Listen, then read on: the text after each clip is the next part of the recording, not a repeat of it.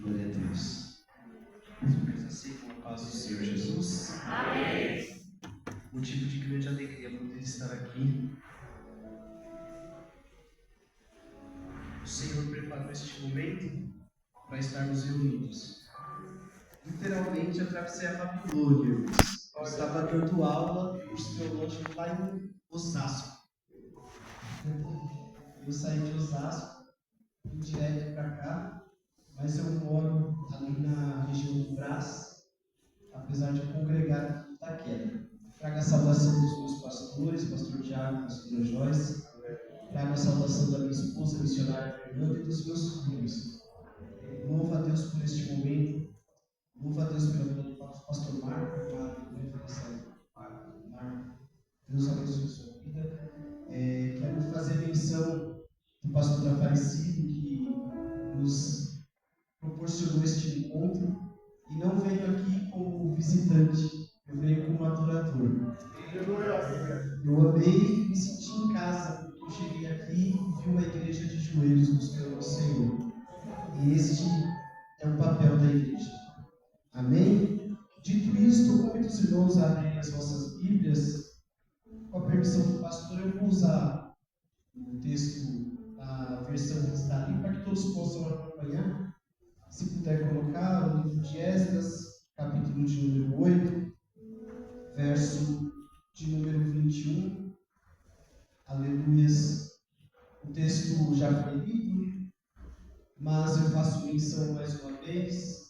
Então, ali junto ao rio Ahava, proclamei um jejum para nos humilharmos diante do nosso Deus, para lhe pedirmos uma boa viagem para nós e para os nossos filhos e para tudo que era nosso. Porque tive vergonha de pedir ao rei exército e cavaleiros para nos defenderem do inimigo no caminho, porque já lhe havíamos dito, a mão do nosso Deus está sobre todos os que o buscam, para o bem deles, mas a sua força e a sua ira são contra todos os que o abandonam. Assim nós jejuamos e pedimos isto ao nosso Deus, e Ele nos atendeu. Diga assim: Senhor Jesus, fala comigo nesta noite gloriosa. Pode tomar assim em nome do Senhor Jesus. Se você puder aplaudir a palavra do Senhor, aleluia, faça isso. Quando nós abrimos a nossa Bíblia no livro de Esdras, nós nos deparamos com um momento único na história do povo de Israel. E não é possível entender o que está acontecendo naquele momento na história de Israel sem voltar um pouco no tempo, sem nos fazer sentir o sentimento daquele povo naquele momento. Todos nós, como conhecedores das Sagradas Escrituras, sabemos que Deus escolheu Israel como nação. E naquela nação levantou um grande rei chamado Davi. E a Bíblia diz que quando Davi se despede do trono, entrega o trono ao seu filho Salomão. Salomão, cheio de sabedoria, governa o reino em paz e sem inimigos. Mas Salomão não deixa um sucessor à altura para o trono. A Bíblia diz que após a morte de Salomão, seu filho assume o trono, e o final deste reinado acontece a divisão do reino de Israel. Quando nós não preparamos sucessores para os nossos lugares, acontece divisão no projeto que Deus colocou nas nossas mãos. Você precisa ouvir esta palavra. E eu preciso acentuar esta verdade, porque desde o momento em que estou preparando esta ministração, o Senhor tem falado ao meu coração sobre a necessidade de ensinarmos os nossos filhos a orar como oramos, ensinar aos nossos filhos a buscar como buscamos, ensinamos e a obedecer como obedecemos. Muitas vezes nós oramos pelos nossos filhos, mas não ensinamos os nossos filhos a orar. Nós clamamos pelos nossos filhos, mas não ensinamos os nossos filhos a clamar. A Bíblia diz que o reino se divide, estamos falando lá do ano 930 a.C. O reino dividido, duas nações, Israel e Judá. Essas duas nações, elas começam a caminhar fora da vontade de Deus. Quando olhamos para a nação de Israel, nós vemos 23 reis que sequencialmente fizeram o que era mal aos olhos do Senhor, um pior do que o outro. E aí, quando nós olhamos para o texto sagrado e ouvimos falar de cativeiro, de Deus entregando Israel na mão dos inimigos, muitos de nós pensamos num Deus que é impaciente, num Deus que é impiedoso, num Deus que é justiceiro, mas bem verdade é de que Deus avisou Israel por pelo menos 600 anos, dizendo: voltem ao lugar da origem, voltem ao lugar da adoração, se arrependam dos seus pecados, se arrependam do seu orgulho e das suas vaidades. Mas desde aquele tempo Deus está dizendo: porque eu os entregarei nas mãos dos seus inimigos. Deus é um Deus paciente, Deus é um Deus bom, Deus é um Deus que ama o seu povo, e como um pai que corrige os filhos que ama, Deus permite que este reino dividido seja invadido. Primeiro vem a Assíria, e a Assíria invade Israel, destrói as 10 tribos, leva cativos. E aí a Bíblia diz que o projeto do rei da Síria era também invadir a Judá, mas Deus não lhe permitiu, porque a misericórdia de Deus se renova a cada manhã, e Deus está sempre nos dando novas oportunidades. O nosso Deus é o Deus das oportunidades. A Bíblia diz que, passados mais de 100 anos daquela invasão, Nabucodonosor, rei da Babilônia, ele vai e sitia a Jerusalém. A Bíblia diz que, mesmo sendo um grande imperador, com um grande exército, ele demora pelo menos 10 anos para conseguir entrar em Jerusalém. Quando entra em Jerusalém, ele não destrói a cidade. Ele leva cativos alguns dos sábios, alguns dos jovens que poderiam ser potencialmente homens poderosos. E a Bíblia diz que ele coloca reis para reinar debaixo da sua autoridade em Jerusalém. E a palavra de Deus continua de pé. Deus continua dizendo: Judá, você precisa mudar. Judá, você precisa se arrepender. Judá, há um lugar de conserto onde eu te aguardo para colocar as coisas no lugar. Mas Judá não ouve a voz de Deus. Mas Judá não obedece ao Senhor. E a Bíblia diz que Nabucodonosor coloca um rei judeu, para governar em Judá. E este rei, chamado Jeoaquim, ele se rebela contra Nabucodonosor. Ele tenta roubar a autoridade de Nabucodonosor, que governava o império. E aí então Nabucodonosor vem com toda a força, vem com todo o seu exército, com todo o seu ímpeto. E a Bíblia diz que ele invade Jerusalém. Ele coloca fogo no templo para derreter o ouro que fazia parte dos ornamentos do templo. Ele saqueia todo o ouro. Ele leva cativos todos os moradores de Jerusalém. E aqueles povos que ficam num estado de miséria, ficam num estado de assolação. Agora Jerusalém é um entulho de entulho e lixo. Agora Jerusalém está desolada. E os anos vão se passando. A Bíblia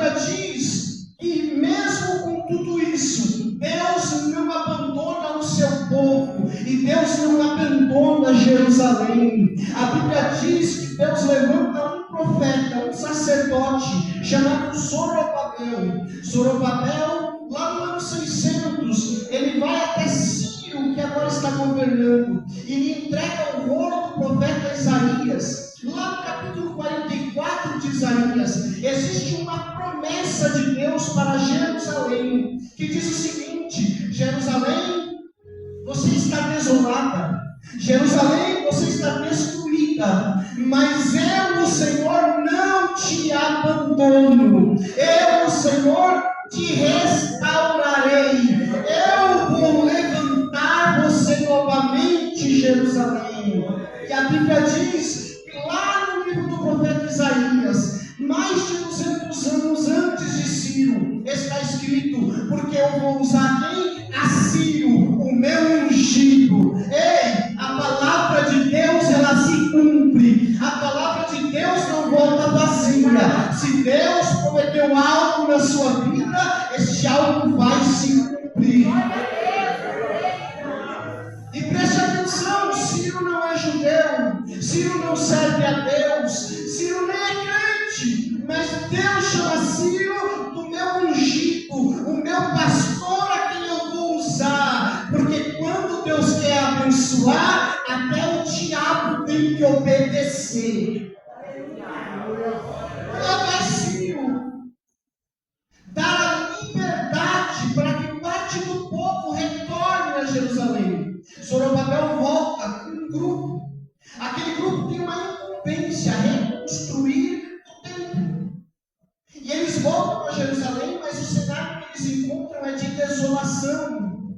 Nós estamos num período histórico do livro de Ageu, onde o povo está preocupado em arrumar as suas casas, enquanto o templo está destruído.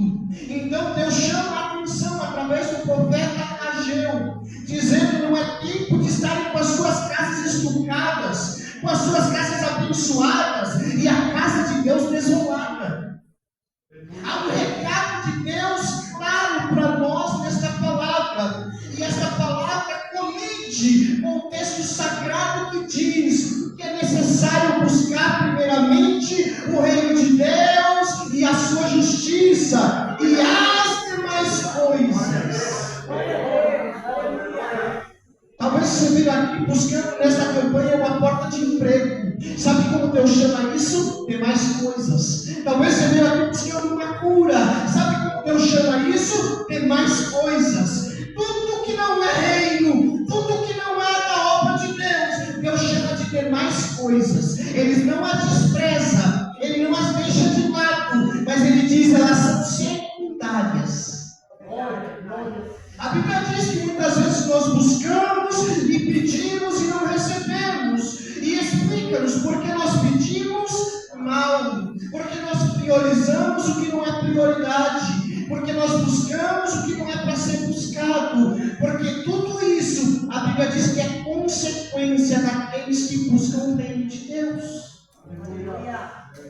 Pois bem, passam-se 200 anos depois que Zorobabel voltou com aquele grupo, reconstruiu o templo. Agora não tem ouro, não tem prata, não tem a riqueza do templo de Salomão, mas tem um templo simples, onde a presença de Deus se manifesta, e a glória da segunda casa é maior do que a glória da primeira. E agora, muito tempo depois, nós chegamos no livro de Esdras. Pensaram no sentimento que havia no coração daqueles homens, no coração daquelas mulheres e até mesmo das crianças. Nos leva ao Salmo de número 137. Para você entender o sentimento e a emoção que está no coração de Esdras, você precisa ler o Salmo 137. O texto diz: junto aos rios da Babilônia nós estávamos, e ali nós nos assentamos e choramos, lembrando de Sião, lembrando de Jerusalém, lembrando da nossa casa. Tudo nosso lugar, da terra que Deus nos prometeu e Deus nos deu, e nós perdemos. Ali diz que junto dos salgueiros que há no meio dela, nós penduramos as nossas harpas.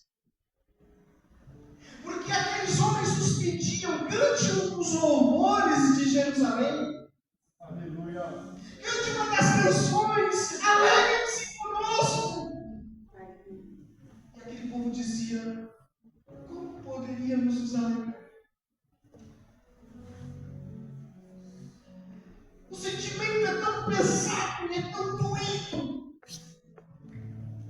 que eles dizem assim: se nós nos esquecermos de Jerusalém, que atrofie a nossa mão direita, e que a nossa língua se pegue ao nosso paladar. Eles estão dizendo: se for para tocar e não for para tocar para Ele, eu não quero ter mãos para tocar. Se for para cantar, mas não for para cantar na presença dEle, que a minha língua se pegue ao meu paladar.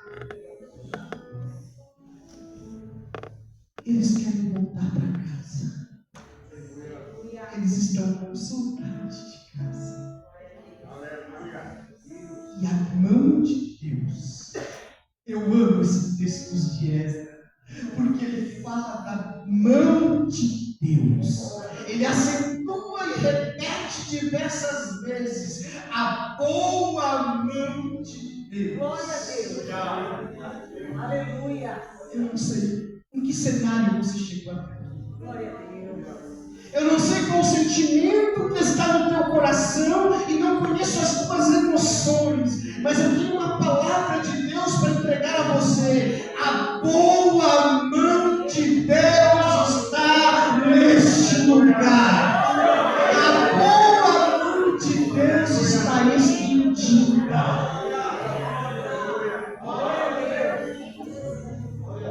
E a boa mão de Deus faz coisas impossíveis acontecer. É verdade. Eu creio, Pai.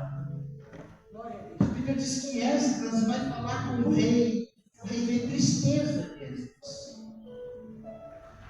E preste atenção, esse Esdras que vai libertar o povo de Israel, ele é um escriba. Ele é descendente de Arão. Ele é da tribo de Levi. Mas dentre os sacerdotes, ele exerce um cargo de menor peso eclesiástico. Ele não é profeta. Ele não é um grande sacerdote, ele não é um sumo sacerdote. Ele é um escriba. O papel dele é pegar o seu pergaminho, é pegar o seu tinteiro e copiar o texto sagrado. É um trabalho braçal. Aleluia. E Esdras fica sabendo de como está Jerusalém. O povo continua vivendo na idolatria. O povo se corrompeu. Porque na bênção é fácil adorar. Na bênção é muito fácil dizer eu creio e eu sou fiel. Difícil é quando a terra está desolada. Difícil é quando tudo está dando errado. E você levantar suas mãos e dizer eu continuo fiel, eu continuo te adorando, eu continuo glorificando, eu não vou olhar para trás. Aleluia. O templo simples foi reconstruído, mas os muros ainda estão caídos. Dia sim, dia também, os inimigos estão invadindo a cidade, roubando pouco que aquele povo consegue conquistar, porque não há proteção, porque não há estrutura, e onde não há estrutura também não há ensino. E agora Esdras tem uma missão que Deus colocou em seu coração. Ele quer restabelecer o ensino em Jerusalém, porque ele entende que se ensinarmos as Escrituras aos nossos filhos e aos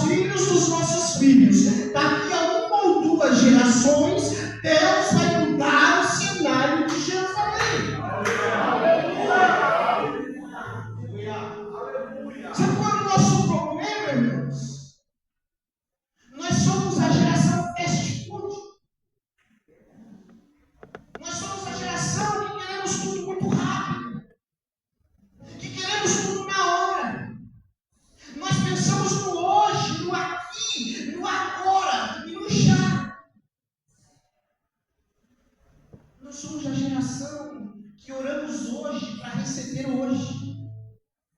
E se oramos hoje e não recebemos hoje, nós mudamos de igreja. Nós falamos mal do pastor. Nós denunciamos o pregador. Porque nós queremos hoje e nós queremos agora. Mas no reino de Deus não é assim que funciona. Esdras entende isso. Ele tem um plano. Ele tem um propósito. O rei Artaxerxes olha para ele e diz assim: Esdras, por que você está triste? E ele conta o plano. Preste atenção. Artaxerxes é rei da Pérsia.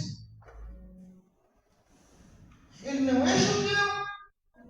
Ele não é cristão.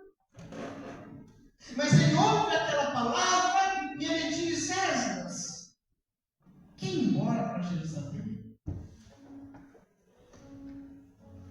Eu? Não. Você e quem quiser ir. Rei, eu quero.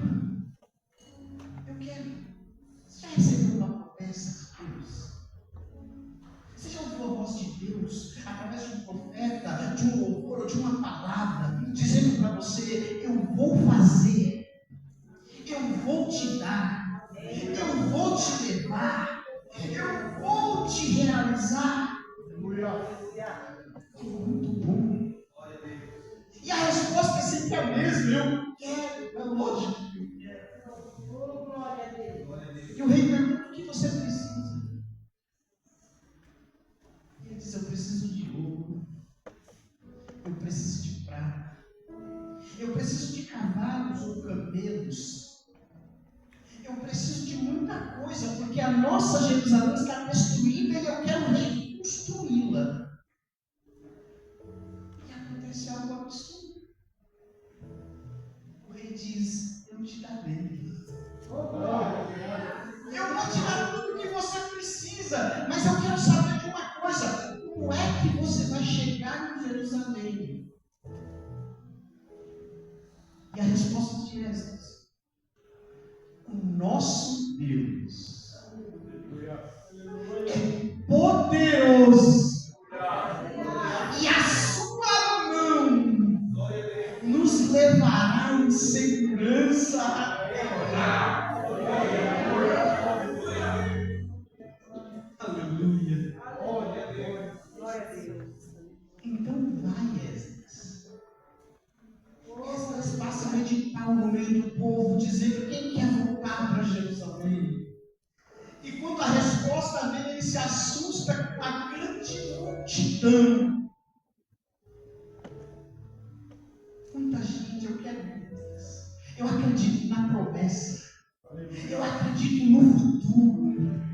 Eu acredito na palavra de Deus. Eu creio no sobrenatural. Ainda que eu não esteja vendo, eu darei esse passo de fé, crendo que Deus vai realizar o que prometeu. Aí fala para o mundo que está do seu lado aí: ele é bênção.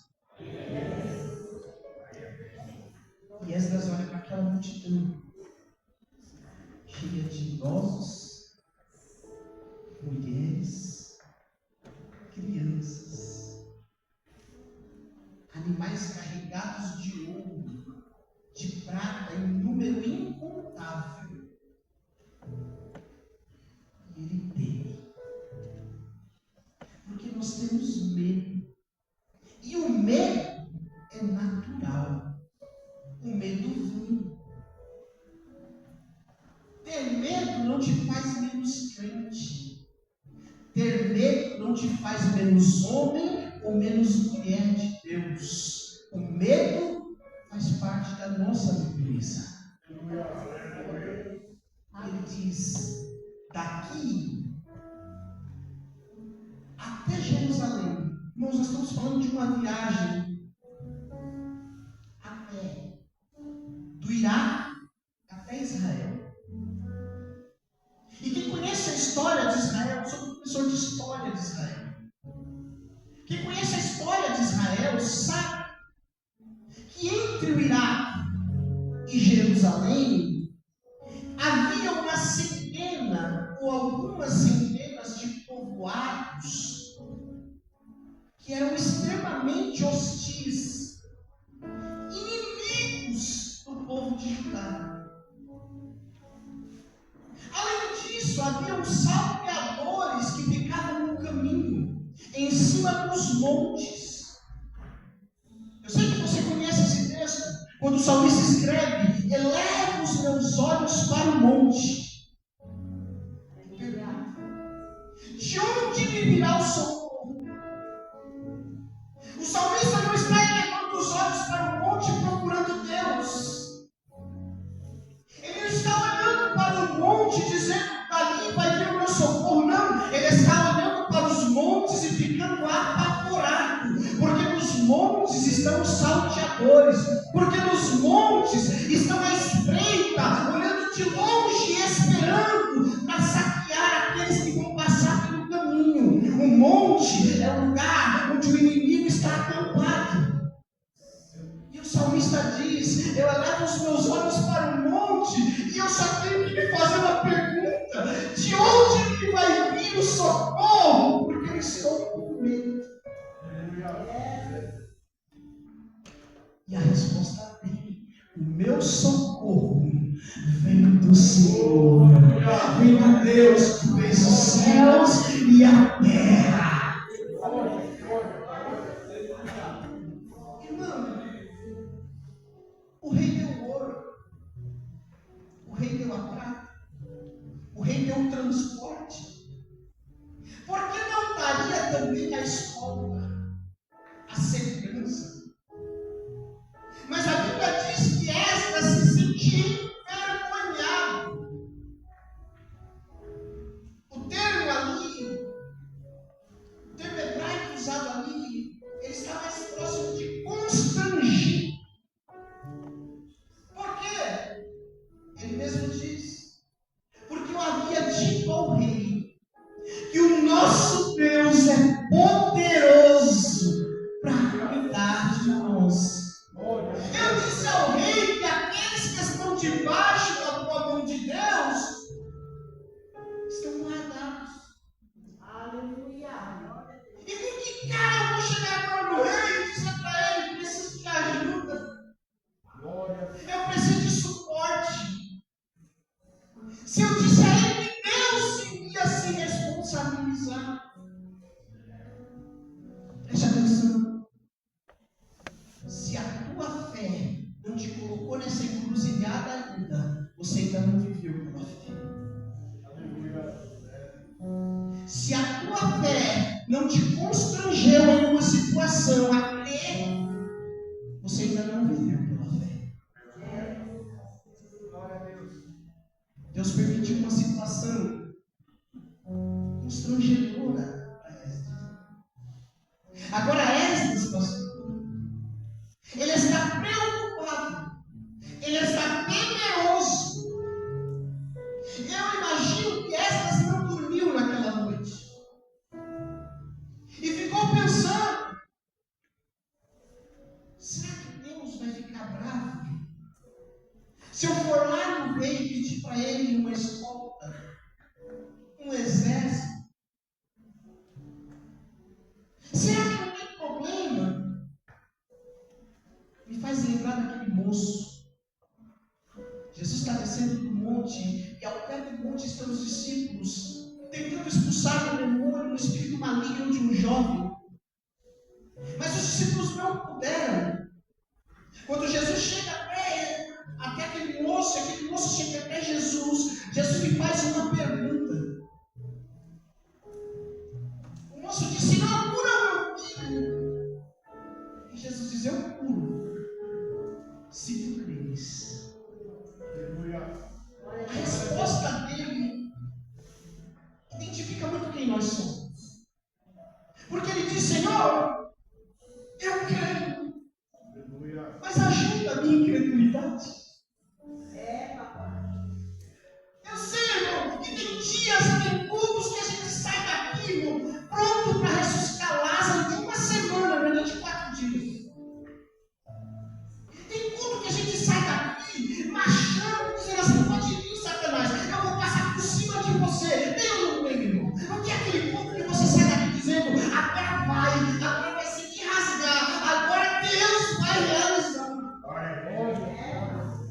Mas tem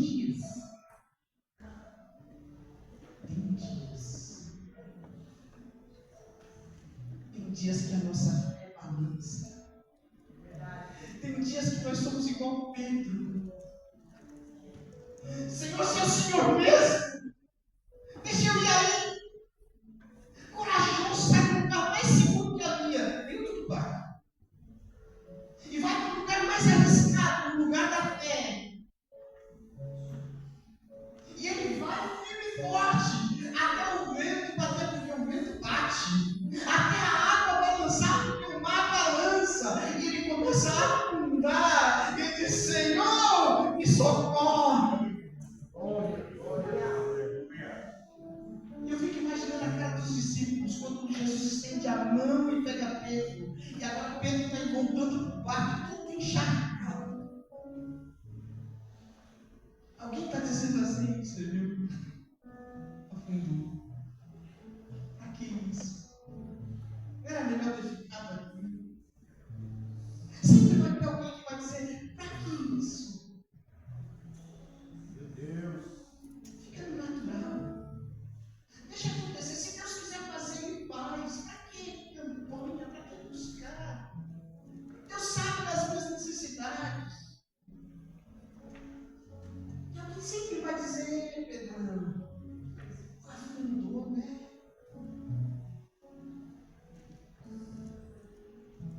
Eu imagino Pedro dizendo ele mesmo: eu sou um fracasso. Eu sou uma vergonha. O mestre confiou em mim e eu não dei conta. Já se sentiu assim? Faltou fé, eu devia ter orado por ele. Eu devia ter falado: levante e anda, eu não falei. Aleluia. Eu tive a oportunidade de dizer para ele: não, creia que Deus vai mudar, eu vou orar agora, Deus vai fazer. Eu não orei. Vem Pedro. Vem Jesus e diz assim: Pedro, só tem duas pessoas na história que andam sobre as águas. Uma sou eu e a outra é você. Glória, aleluia. E quando alguém vai soltar uma piada e dizer: Pedrão, afundou, ele diz: mas eu andei. O diabo vai sempre apontar os seus fracassos, mas Deus está aqui para te lembrar de todas as vitórias que Ele já te deu e de tudo que você já conquistou. Eu tenho certeza que todos que estão aqui esta noite têm um grande testemunho para contar de algum momento de algo. Todo mundo tem um retrovisor que você olha e diz: não sei como passei, mas cheguei até aqui. Essa palavra é para te encorajar. Quando o temor vier, quando bater o medo, porque ele vai vir. Você não é super crente, você não é super santarrão. Não, vai vir. E quando vier o medo, eu tenho uma palavra de Deus para o teu coração. Faça como Esdras. Eu tive medo. Eu fiquei envergonhado. E eu achei uma solução. Vamos orar. Vamos buscar a face do nosso Deus. E ele diz: e nós oramos. E Deus respondeu a nossa oração.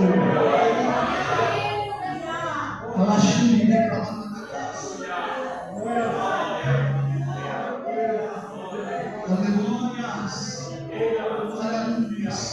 Eu sinto uma presença gloriosa aqui nesse lugar.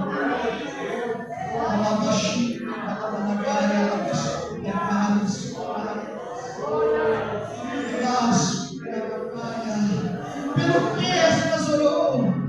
Esdras orou pela segurança dele, dos seus filhos e dos seus bens. Tem gente por aí dizendo que Deus não se importa. Tem gente por aí dizendo que Deus tem coisas mais importantes para fazer. Existe uma teologia chamada teologia do teísmo. O teísmo apregoa que Deus existe sim, que Deus está lá sim, mas que Deus não está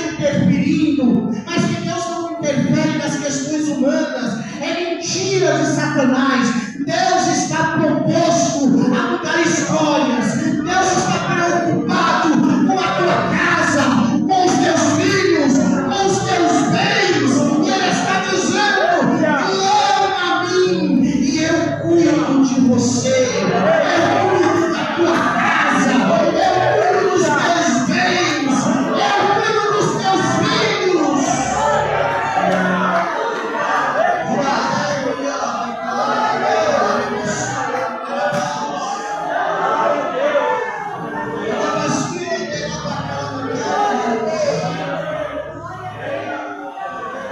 Você sabe o que é cuidado de Deus?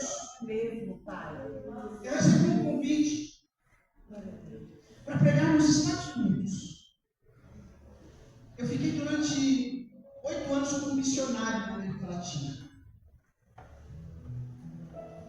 E com exceção de Suriname, da Guiana Francesa, eu fui a todos os países da América Latina. Glória, glória. Uma promessa que Deus me fez. Num culto de quinta-feira à noite, numa igreja vazia. Deus me prometeu. Deus cumpriu. Recebi um convite para ir para os Estados Unidos. O meu inglês não existe. Mas eu fui.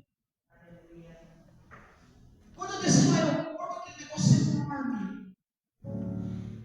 Graças a Deus o pastor estava me esperando. Eu dei 2 passos, o pastor estava na minha frente. Aleluia. Me levou para a igreja, fomos lá, eu ministrei, foi uma bênção, foi maravilhoso. E é lógico que um monte de encomenda da esposa, dos filhos, dos amigos, todo mundo queria alguma coisa. Eu despachei a bagagem e fui para o embarque, levei uma mala de mão e uma pequena bolsa que eu tinha ganho ela lá. Dentro daquela bolsa eu coloquei meu passaporte, meus documentos, a oferta que eu tinha ganhado lá em dólar, irmão. Estava feliz demais.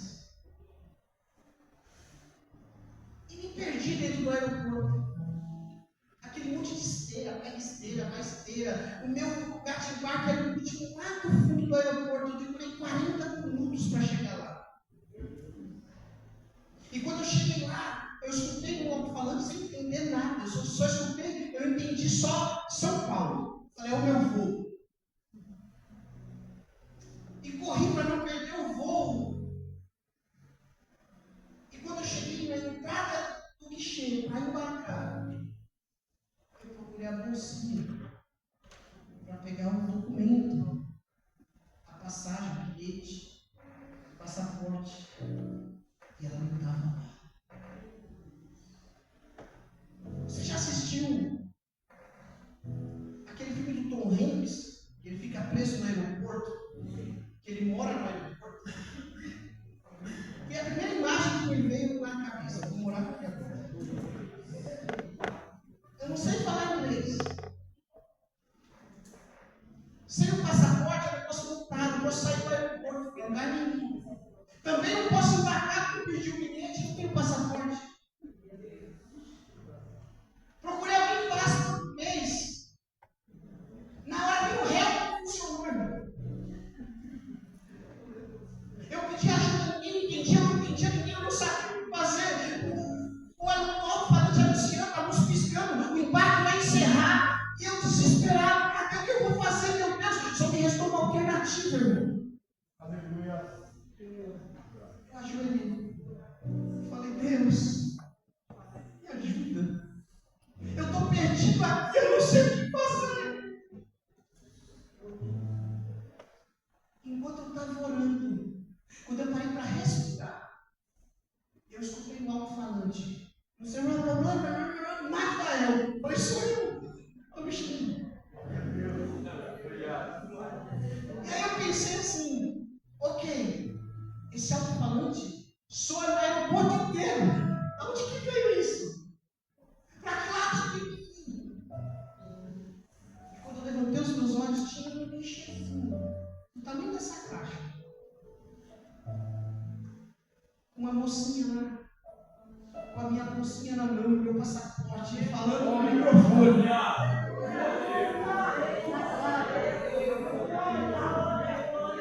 Não estava perto de outros clichês, não estava perto de nada, eu nem sei o que ela estava fazendo ali. Eu só sei que eu me ajoelhei de frente para ela, eu estava orando e clamando, e alguém entregou para ela o meu passaporte, os meus documentos. Deus cuida de você. Deus se preocupa com você. Ainda que as circunstâncias sejam adversas, Deus continua sendo fiel.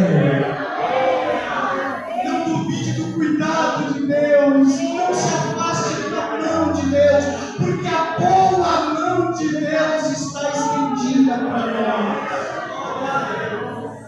Quando nós sofremos, não é que Deus te ama. A mão dele está sempre, a boa mão de Deus. Ô Esdras, obrigado. A boa mão de Deus está sempre estendida. Pastor, por que às vezes eu quebro a cara? É porque você sai de debaixo dela. Você sai de perto dela.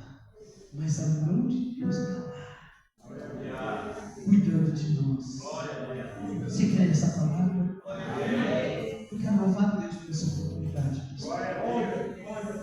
O Senhor falou comigo nesta noite. O Senhor me trouxe respostas. O Senhor me deu direcionamento. Eu tenho certeza que se Deus falou comigo, falou com mais alguém. Porque eu tenho certeza que este povo é o povo que vai morar no céu. Aleluia. Eu quero agradecer essa riquíssima oportunidade.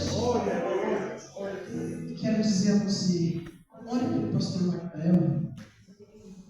Você vai esquecer o nome. Eu sei que até o final do mundo você vai esquecer meu nome. Todo mundo esquece. Mas é só você falar, pastor, aquele baixinho, Deus sabe, meu amigo, ele conhece. Amém? Você pode aplaudir o Senhor Jesus?